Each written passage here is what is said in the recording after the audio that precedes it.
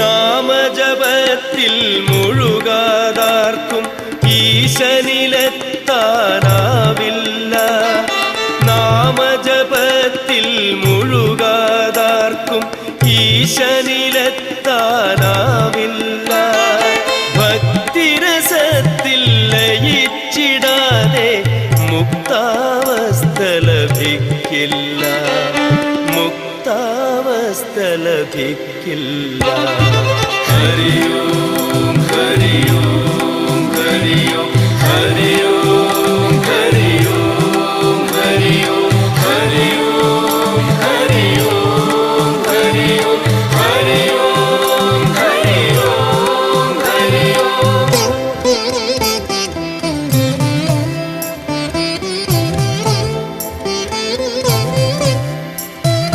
ധ്യാനജപാദികൾ ചെയ്തിടാത്തോൻ ആനന്ദാമൃതമുന്നില്ല. ധ്യാനജപാദികൾ ചെയ്തിടാത്തോൻ ആനന്ദാമൃതമുന്നില്ല. ധർമ്മം ദയ ഇവ കൂടാതെ സൽക്കർമ്മം ചെയ്യാൻ കഴിയില്ല.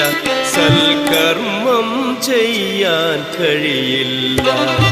ഹരിയോം ഹരിയോം ഹരിയോം ഹരിയോം ഹരിയോം ഹരിയോം ഹരിയോം ഹരിയോം ഹരിയോം ഹരിയോം.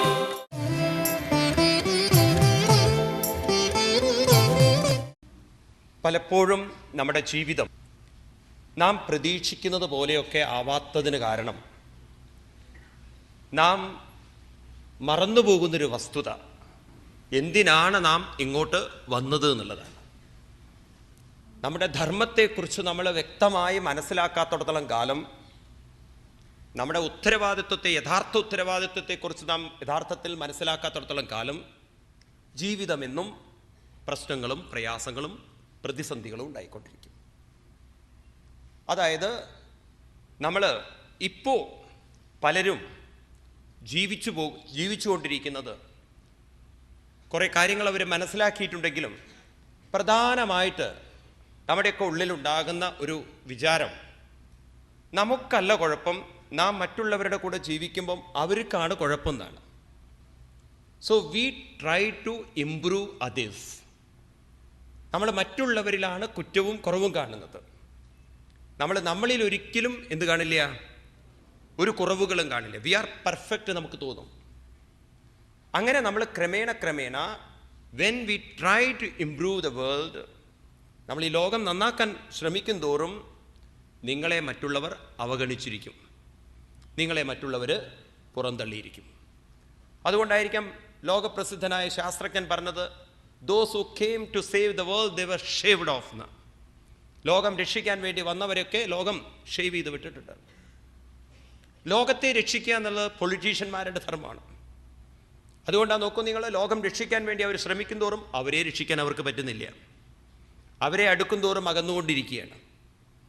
അതാണല്ലോ നമ്മൾ ദൈനംദിനം പത്രത്തിൽ കാണുന്നത്. വാസ്തവത്തിൽ ലോകത്തെ ഇംപ്രൂവ് ചെയ്യാനല്ല നമ്മൾ വന്നത്, മറ്റുള്ളവരെ ഇംപ്രൂവ് ചെയ്യാനല്ല വന്നത്. നമ്മുടെ യഥാർത്ഥ ലക്ഷ്യം എന്ന് പറയുന്നത് നമ്മളെ തന്നെ ഉയർത്താനാണ് നമ്മൾ വന്നിരിക്കുന്നത്. ഉയർത്തുക എന്നുള്ളതാണ് നമ്മുടെ ജീവിതത്തിൻ്റെ ആത്യന്തികമായൊരു ലക്ഷ്യം. അത് കുട്ടിക്കാലത്തെ നമുക്ക് വ്യക്തമായി കഴിഞ്ഞാൽ നമ്മൾ ഒരിക്കലും മറ്റുള്ളവരെ നേരെയാക്കാൻ പോവില്ല. അപ്പോൾ സ്വാമി, ഇത് വലിയൊരു പ്രശ്നമാണല്ലോ, മറ്റുള്ളവരെ നമ്മൾ തീരെ ശ്രദ്ധിക്കരുതെന്നാണോ പറയുന്നത്? You mind your own business. അതാണല്ലോ കുട്ടികൾ നിങ്ങളോട് പറയാറ് പലപ്പോഴും, ഞങ്ങളുടെ കാര്യത്തിൽ നിങ്ങൾ ഇടപെടേണ്ട, യു മൈൻഡ് യുവർ ബിസിനസ്. അമ്മായിയമ്മയ്ക്ക് മരുമകളുടെ അടുത്ത് നടക്കി കേൾക്കാൻ പറ്റില്ല. ഇത് മരുമകൾ പലപ്പോഴും അമ്മായിയമ്മമാരോട് പറയുന്നൊരു കാര്യമാണ്, ഞങ്ങളുടെ കാര്യത്തിൽ അനാവശ്യമായി തലയിടരുത്, ഇടപെടരുത്. നോക്കൂ, ഇത് വളരെ വാസ്തവമാണത്. അപ്പോൾ നമ്മളെ ഇംപ്രൂവ് ചെയ്യാൻ ശ്രമിച്ചിട്ടില്ലെങ്കിൽ എന്ത് സംഭവിക്കും? പണ്ടൊരു അലക്കുകാരുണ്ടായിരുന്നു. അലക്കുകാരന് ഒരു കഴുതയും ഉണ്ടായിരുന്നു, ഒരു പട്ടിയും ഉണ്ടായിരുന്നു. കഴുതയുടെ പുറത്ത് ഭാണ്ഡം വയ്ക്കും, അലക്കാൻ കൊണ്ടുപോകും, അലക്കി കൊണ്ടുവരും, ഉണക്കും, അതെല്ലാം അയൺ ചെയ്ത് വേണ്ട സ്ഥലങ്ങളിലൊക്കെ എത്തിക്കാൻ അപ്പോഴും കഴുതയെ കൊണ്ടുപോകും. അങ്ങനെ കാലം മുന്നോട്ട് പോകുന്നതിനിടയിൽ കഴുത നല്ല ഊർജ്ജസ്വലനായ കഴുതയായതുകൊണ്ട് കഴുതയെ കൂടുതൽ അദ്ദേഹം കെയർ ചെയ്യാൻ തുടങ്ങി. പട്ടിക്ക് പിന്നെ വീട്ടിലെ ഡ്യൂട്ടി മാത്രമേ ഉള്ളൂ. പട്ടിക്കൊരു തോന്നൽ, കഴുതയ്ക്ക് കൊടുക്കുന്ന അറ്റൻഷനൊന്നും എനിക്ക് തരുന്നില്ല യജമാനൻ. കൂടുതൽ കഴുതയോടാണ് ഇയാൾക്ക് കാര്യം. കാരണം ഇയാളുടെ ഉപജീവന മാർഗം കഴുതയിലൂടെയാണ് നടക്കുന്നത്. അങ്ങനെ കാലം മുന്നോട്ട് പോകുന്ന സമയത്ത് ഒരിക്കൽ രാത്രിയിൽ എല്ലാവരും ഗാഠനിദ്രയിൽ, പാവം അലക്കുകാരനും നല്ലോണം ക്ഷീണിച്ച് കിടന്നുറങ്ങുക. അപ്പോഴാണ് ഒരു കള്ളൻ വീട്ടിൽ കയറിയത്. കള്ളൻ വീട്ടിൽ കയറുന്ന സമയത്ത് പെട്ടെന്ന് ശബ്ദം കേട്ട് പട്ടിയും എണീറ്റു, കഴുതയും എണീറ്റു. ഇവർ രണ്ടുപേരും എണീറ്റപ്പോൾ കള്ളൻ കയറി വരുന്നത് കണ്ടു. ആ പട്ടി ആ സമയത്തിനനുസരിച്ച് പ്രതികരിച്ചു. എന്ത് ചെയ്തു അറിയോ? എന്നെ കെയർ ചെയ്യാത്തതുകൊണ്ട് ഞാൻ ഇയാളെയും കെയർ ചെയ്യില്ല എന്ന്. ഞാൻ കുറയ്ക്കില്ല, ചെയ്യില്ല എന്ന് വെച്ചാൽ ചെയ്യില്ല എന്ന് തന്നെ ബന്ദ് ഡിക്ലെയർ ചെയ്തു. ആര്? പട്ടി. അവനവിടെ കിടന്നു. പക്ഷെ കഴുതയ്ക്കൊരു തോന്നൽ, എത്രയായാലും യജമാനൻ എത്ര നന്ദിയുള്ള യജമാനനാണ്, എനിക്ക് വേണ്ടത്ര ആഹാരമൊക്കെ തരുന്ന ആളല്ലേ, എന്നെ ശ്രദ്ധിക്കുന്ന ആളല്ലേ, പല ആളുകളെ എനിക്ക് പരിചയപ്പെടുത്തുന്നുണ്ടല്ലോ, പല സ്ഥലങ്ങളിലും പോകുമ്പോൾ പല കഴുതകളെയും കാണുമല്ലോ. അപ്പം അതുകൊണ്ട് ഈ യജമാനനോടൊരു നന്ദി കാണിക്കണ്ടേ എന്ന് കരുതി കള്ളനെ കണ്ടതും പട്ടിക്ക് പകരം കഴുത ശബ്ദം ഉണ്ടാക്കാൻ തുടങ്ങി. ഭയങ്കര രീതിയിൽ ശബ്ദം. പട്ടി അവിടെ കിടന്നിട്ട് പറയാ, നോക്കാലോ എൻ്റെ ശബ്ദം കൊണ്ട് എന്നുള്ളൊരു ഒരു പരിഹാസം. ഏതായാലും ശബ്ദം കേട്ട് കള്ളൻ അവിടെ നിന്ന് പോയി. പക്ഷെ മറ്റൊന്ന് സംഭവിച്ചു. നല്ല ഉറക്കം പിടിച്ചിരിക്കുന്ന സമയത്താണ് ഈ ജന്തുവിൻ്റെ ശബ്ദം. അതും കഴുതയുടെ ശബ്ദം കേൾക്കാൻ നല്ല രാഗല്ലേ. ചാടി എണീറ്റു യജമാനൻ. അത് പറയുമ്പോൾ പലരും ചിരിക്കുന്നുണ്ട്. കാരണം പലരും പാടുമ്പോൾ പറയാറുണ്ടല്ലോ, ആ രാഗത്തിനൊരു പേരും ഉണ്ടല്ലോ. അപ്പോൾ ചാടി എണീറ്റു, നോക്കുമ്പോൾ കഴുത ശബ്ദം ഉണ്ടാക്കിക്കൊണ്ടിരിക്കുകയാണ്. അവിടുന്ന് നല്ലൊരു വടിയെടുത്ത് ഭോസത്തെ രാത്രി ഉറങ്ങാൻ സമ്മതിക്കില്ല ദുഷ്ടജീവി എന്നും പറഞ്ഞിട്ട് കൊടുത്തു 4-5 പെട്ട. പട്ടി ഒളിക്കണ്ടിട്ട് നോക്കി കഴുതയെ. കഴുത അവിടെ കിടന്നു. അന്ന് കഴുത ഡിക്ലെയർ ചെയ്തു സ്വന്തം ഉള്ളിൽ, ലോകത്തെ ഒരിക്കലും നേരെയാക്കരുത് എന്ന്. ആരെ നേരെയാക്കണം? അവനവനെ ഉയർത്തിയാൽ മതി. ഒരു കഴുതയ്ക്ക് തോന്നാന്നുണ്ടെങ്കിൽ മനുഷ്യന് തോന്നിക്കൂടെ? ഇങ്ങനെ പലരുമുണ്ടല്ലോ, കൊട്ടുകൊണ്ടാലും സ്വയം നേരെയാവില്ല. എന്ത് ചെയ്യാനാണ്? നമുക്ക് ഉയരാനുള്ളൊരു വഴി പറഞ്ഞു തരുന്നു പ്രഹ്ലാദൻ. അതായത് മനുഷ്യ മനസ്സ് സാധാരണ നമ്മൾ കാണാത്തൊരു മനസ്സെന്ന് പറയുന്നത് നമുക്ക് പ്രതികരിക്കാൻ മാത്രമല്ല, പ്രതിഷേധിക്കാൻ മാത്രമല്ല, നമുക്ക് കഴിവുകൾ പ്രകടിപ്പിക്കാൻ മാത്രമല്ല, ഇതിന്നൊക്കെ ഉപരി നമ്മുടെ മനസ്സിന് മറ്റൊരു കഴിവുണ്ട്. ഇന്നത്തെ കുറേയും കൂടി സൈക്കോളജിയുടെ ഭാഷയിൽ പറഞ്ഞു കഴിഞ്ഞാൽ നമുക്കൊരു കോൺഷ്യസ് മൈൻഡ് ഉണ്ട്, നമുക്കൊരു അൺകോൺഷ്യസ് മൈൻഡ് ഉണ്ട്, നമുക്കൊരു സബ് കോൺഷ്യസ് മൈൻഡ് ഉണ്ട്. ഇതിലുപരി നമുക്കൊരു സൂപ്പർ കോൺഷ്യസ് മൈൻഡ് ഉണ്ട്. അതെന്താ ഈ സൂപ്പർ കോൺഷ്യസ് മൈൻഡ് എന്ന് പറയുന്നത്? അതായത് വേണ്ട സമയത്ത് വേണ്ടതുപോലെ ജീവിതാനുഭവങ്ങളോട് പ്രതികരിക്കാനുള്ള, ഒരു പോസിറ്റീവായി പ്രതികരിക്കാനുള്ള ഒരു മനസ്സ് നമുക്കുണ്ട്. ഇതിനെയാണ് ശരിക്കും പറഞ്ഞാൽ സമാധിയുക്ത മനസ്സെന്ന് പറയുന്നത്. ഏത് പ്രശ്നങ്ങൾ വരുമ്പോഴും ഏത് പ്രതിബന്ധങ്ങൾ വരുമ്പോഴും അതിനെ പോസിറ്റീവായിട്ട് പ്രതികരിക്കുക, പോസിറ്റീവായിട്ട് അതിനോട് റെസ്പോണ്ട് ചെയ്യുക. ഈ കഴിവ് നമ്മുടെ മനസ്സിലുണ്ട്. ഇതിനെ ഇന്ന് വിളിക്കുന്നത് ഇൻഡ്യൂഷൻ എന്നാണ്. ഒരു ഇൻഡ്യൂഷൻ എന്ന് പറഞ്ഞാൽ അതീന്ദ്രിയമായൊരു കഴിവ്. ഇത് എവിടെ നിന്ന് വരുന്നു എന്ന് ചോദിച്ചു കഴിഞ്ഞാൽ ഇത് നിരന്തരമായ ആത്മീയമായ അഭ്യാസത്തിലൂടെ വരുന്നതാണ്. എന്ന് വെച്ചാൽ എന്താ അർത്ഥം? ഒരു പ്രശ്നം വരുന്ന സമയത്ത് നമ്മുടെ മനസ്സിനെ അജിറ്റേറ്റ് ചെയ്യാൻ, അസ്വസ്ഥമാവാൻ സമ്മതിക്കാതെ ആ മനസ്സിനെ നമുക്ക് ശാന്തമാക്കാൻ സാധിച്ചാൽ അതിനെ എങ്ങനെ നേരിടണം എന്ന അറിവ് എവിടുന്ന് വരും? ഉള്ളിൽ നിന്ന് നമുക്ക് വരും. മനസ്സിലാക്കണേ, അറിവ് വരുന്നത് പുറത്തു നിന്നല്ല, അറിവ് വരേണ്ടത് ഉള്ളിൽ നിന്നാണ്. പക്ഷെ ഉള്ളിൽ നിന്നുള്ള അറിവ് പുറത്തേക്ക് വരണമെങ്കിൽ പുറത്തേക്ക് കൊണ്ടുവരാനുള്ള മീഡിയം മൈൻഡാണ്. ആ മനസ്സ് ശാന്തമായാലേ ഉള്ളിലിരിക്കുന്ന അറിവിന് പുറത്തേക്ക് വരാൻ സാധിക്കുകയുള്ളൂ. ഞാൻ പറഞ്ഞൊരു ഉദാഹരണം ആവർത്തിക്കുകയാണ്. ഐസക് ന്യൂട്ടൻ്റെ കഥ പറഞ്ഞപ്പോൾ പറഞ്ഞു, തലയിൽ ആപ്പിൾ വീണപ്പോൾ ഗ്രാവിറ്റേഷൻ ഫോഴ്സ് എന്നത് അദ്ദേഹത്തിൻ്റെ ഉള്ളിൽ നിന്നും അദ്ദേഹത്തിന് പ്രകടമായത് അദ്ദേഹത്തിൻ്റെ മനസ്സ് അത്രമാത്രം ശാന്തതയിൽ, ഏകാഗ്രതയിൽ അതിലേക്ക് ട്യൂൺ ചെയ്തപ്പോൾ ആ അറിവ് അദ്ദേഹത്തിന് പ്രകടമായി കിട്ടി പറയണം. അപ്പോൾ പലപ്പോഴും നമ്മുടെ ജീവിതത്തിൽ പ്രയാസങ്ങളെയും പ്രതിബന്ധങ്ങളെയും നമുക്ക് തരണം ചെയ്യാൻ പറ്റാത്തതിന് കാരണം നമ്മുടെ മനസ്സ് വല്ലാതെ അസ്വസ്ഥമാവുന്നു, റിയാക്ട് ചെയ്യുന്നു. ആ റിയാക്റ്റീവ് മൈൻഡാണ് നമ്മുടെ ജീവിതത്തെ തകർക്കുന്നത്, നമ്മൾ അറിയുന്നില്ല. അതിനെന്ത് വേണം? ആ മനസ്സിനെ നമുക്ക് ശാന്തമാക്കണം. അത് ശാന്തമാവണമെങ്കിൽ എന്ത് വേണം? അതിനെ ശാന്തമാക്കാനുള്ള അറിവ് നേരത്തെ നാം ഉള്ളിലേക്ക് ഫീഡ് ചെയ്തിരിക്കണം. അതായത് പ്രകൃതിയുടെ നിയമം ഉള്ളതിൽ നിന്നേ ഉണ്ടാവുകയുള്ളൂ. നിങ്ങൾ ബാങ്കിൽ ഡെപ്പോസിറ്റ് ചെയ്യാത്തോടത്തോളം കാലം നിങ്ങൾക്ക് വിഡ്രോ ചെയ്യാൻ സാധ്യമല്ല. പറ്റുമോ? ഇല്ലാത്തതിൽ നിന്നൊന്നും ഉണ്ടാക്കാൻ സാധ്യമല്ല. അപ്പം നമ്മുടെ ഉള്ളിൽ നിന്നത് പുറത്തേക്ക് വരണമെങ്കിൽ നേരത്തെ നമ്മളത് ഉള്ളിലേക്ക് നല്ലവണ്ണം ഉറപ്പിച്ചിരിക്കണം. ഈ ഉറപ്പിക്കുന്നതിനെയാണ് സാധന എന്ന് പറയുന്നത്.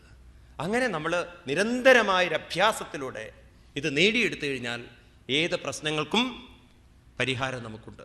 പണ്ടുള്ളവർ പറയാറില്ലേ, സമ്പത്തുകാലത്തു തൈവത്തു വച്ചാൽ ആപത്തുകാലത്തു കാവത്തു തിന്നാണ്. ചിലർ കാവത്ത് തിന്നാന്ന് പറയും. കാവത്ത് എന്ന് പറഞ്ഞാൽ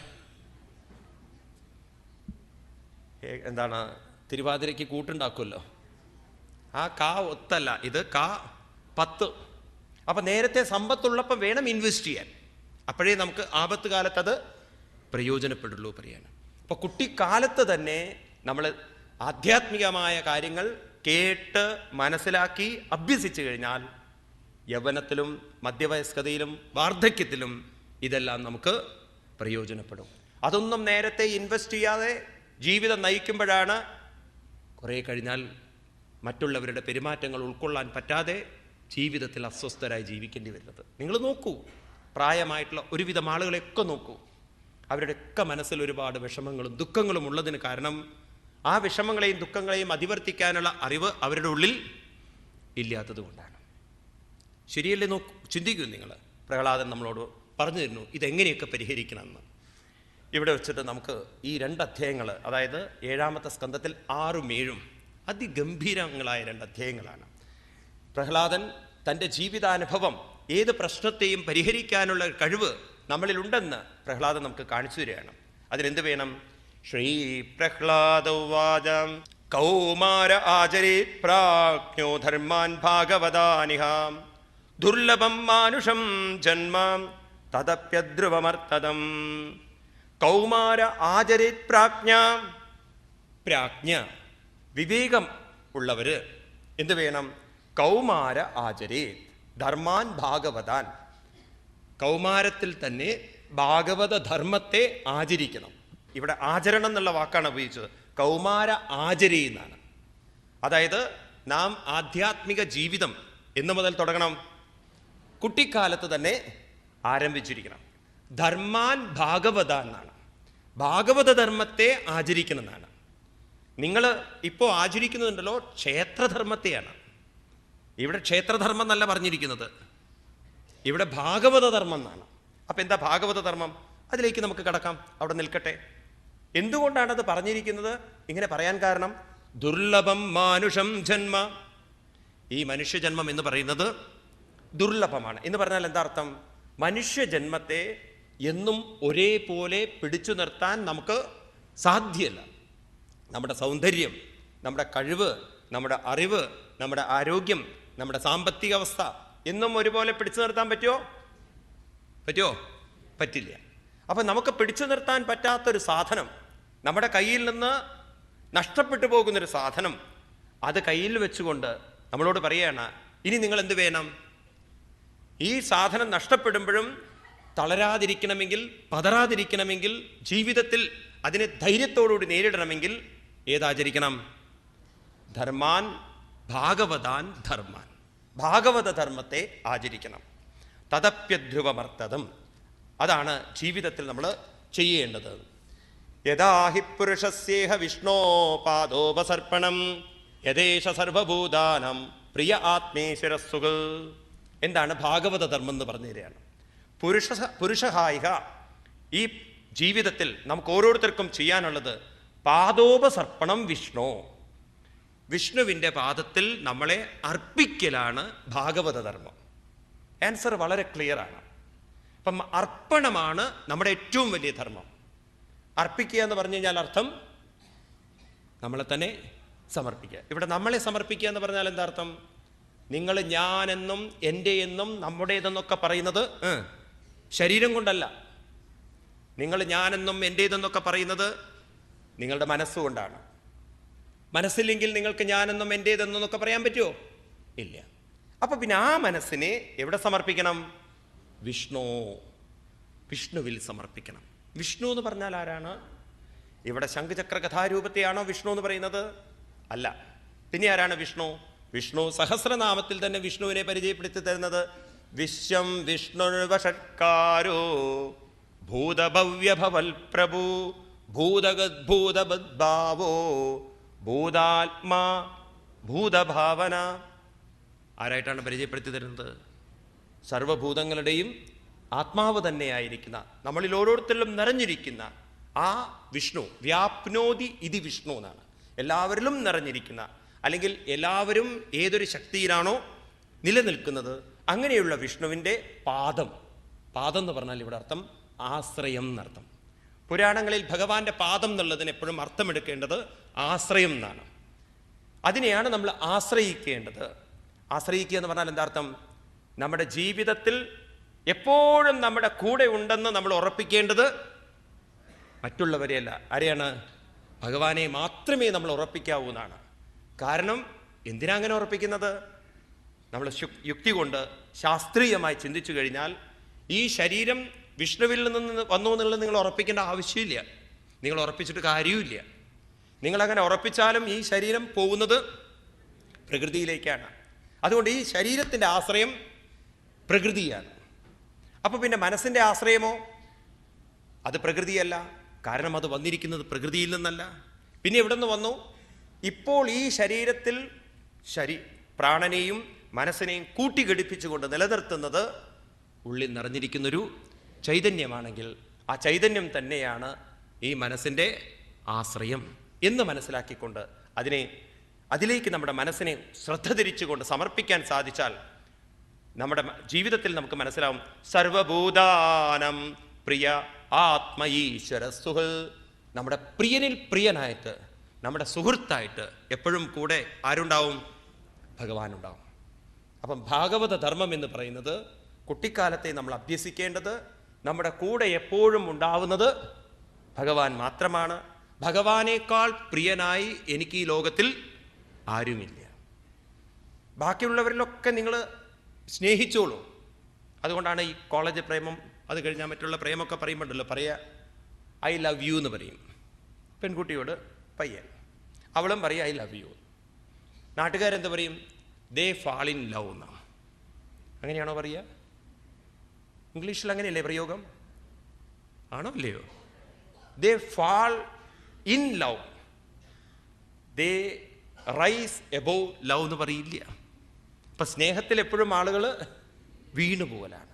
ലൗകികമായ സ്നേഹങ്ങളൊക്കെ നിങ്ങളെ വീഴ്ത്തും, ഈശ്വരനോടുള്ള സ്നേഹം നിങ്ങളെ ഉയർത്തും. ഇനി നിങ്ങൾ തീരുമാനിക്കുമോ ആരോടാണ് ഐ ലവ് യു എന്ന് പറയേണ്ടത്? ഭഗവാനോടാണ് പറഞ്ഞെങ്കിൽ ഭഗവാൻ പറയും ഐ ലിഫ്റ്റ് യു എന്ന് പറയും, ഞാൻ നിന്നെ ഉയർത്തും. വല്ലവരോടും ഐ ലവ് യു എന്ന് പറഞ്ഞാൽ അവർ പറയും ഫാൾ ഇൻ ലവ്, നമുക്ക് വീഴാം. മനസ്സിലാവുണ്ടോ ഈ വ്യത്യാസം? അതുകൊണ്ട് ഭഗവാൻ എന്ന് പറയുന്നത് നമ്മുടെ ഓരോരുത്തരെയും പ്രിയനാണ്. ആത്മ ഈശ്വര പ്രിയ സുഹൃ. ഇനി പറയുന്നു കുട്ടികളെ, അസുര കുട്ടികളോട് പറഞ്ഞു കൊടുക്കുകയാണ്. ഞാൻ ഇന്നലെ കഥ പറഞ്ഞല്ലോ നിങ്ങളോട്.